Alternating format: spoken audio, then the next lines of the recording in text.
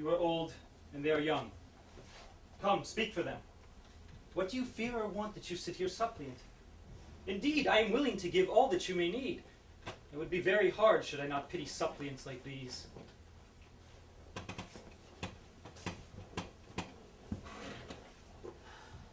O ruler of my country, Oedipus, you see our company around the altar. You see our ages, some of us like these who cannot yet fly far, and some of us heavy with age. These children are the chosen among the young, and I, the priest of Zeus. Within the marketplace sit others, crowned with suppliant garlands, at the double shrine of Pallas and the temple where Ismenus gives oracles by fire. King, you yourself have seen our city reeling like a wreck already. It can scarcely lift its prow out of the depths, out of the bloody surf. A blight is on the fruitful plants of the earth. A blight is on the cattle in the fields. A blight is on our women, and no children are born to them. A god that carries fire, a deadly pestilence, is on our town, strikes us and spares not.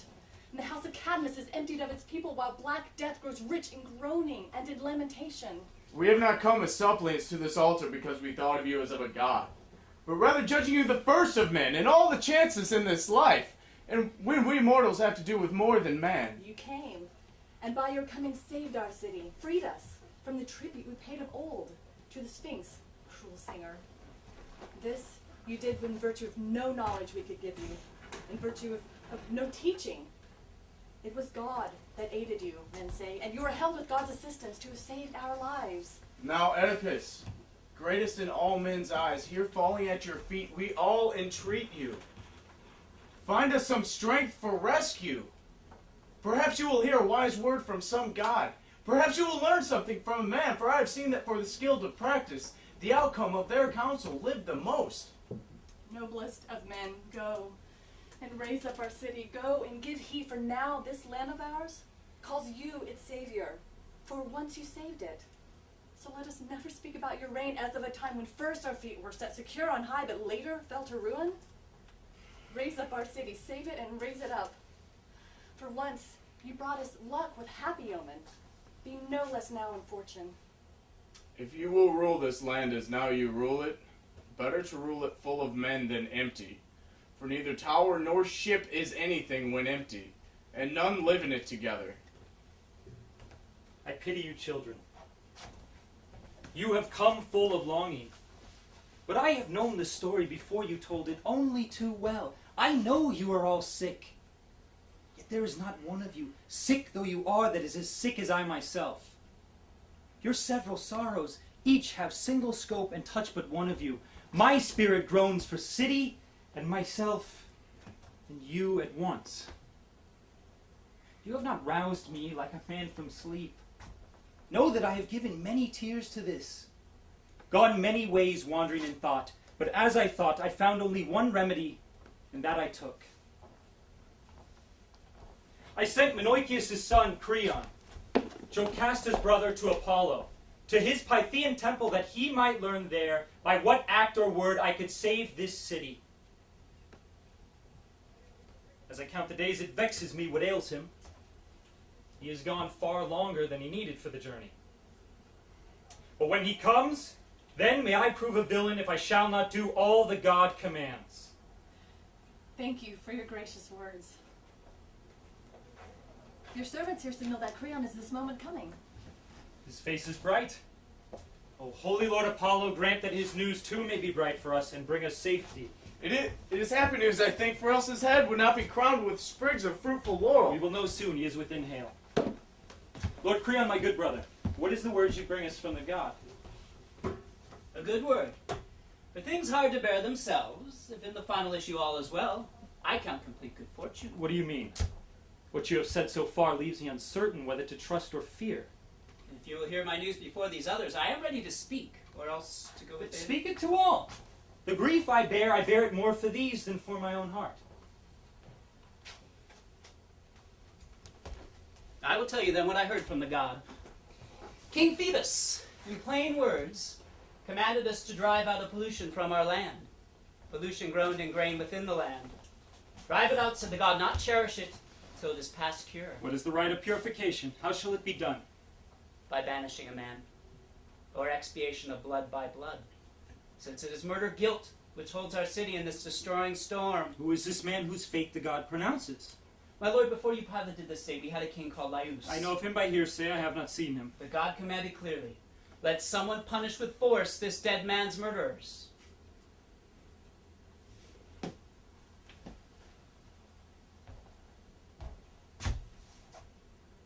Where are they in the world?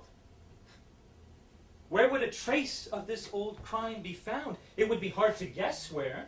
The clue is in this land. That which is sought is found. The unheeded thing escapes. So said the god.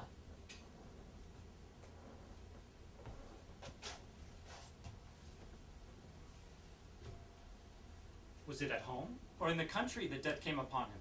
Or in another country traveling? He went, he said himself, upon an embassy, but never returned when he set out from home. Was there no messenger, no fellow traveler who knew what happened? Such a one might tell something of use. They were all killed, save one. He fled in terror, and he could tell us nothing in clear terms of what he knew.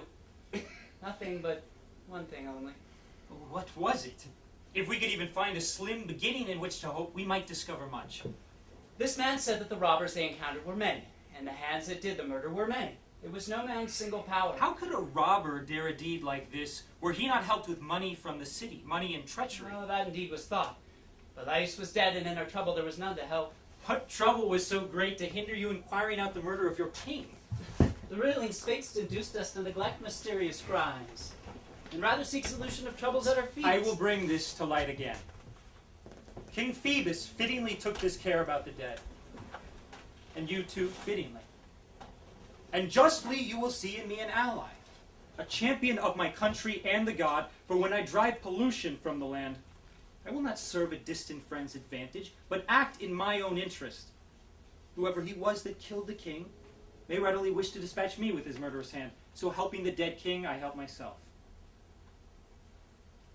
Come, children, take your suppliant bows and go. Up from the altars now. Call the assembly and let it meet upon the understanding that I will do everything. God will decide whether we prosper or remain in sorrow. Rise, children, for this is what we came to seek, of which the king himself now offers us. May Phoebus, who gave us the oracle, come to our rescue and stay the plague.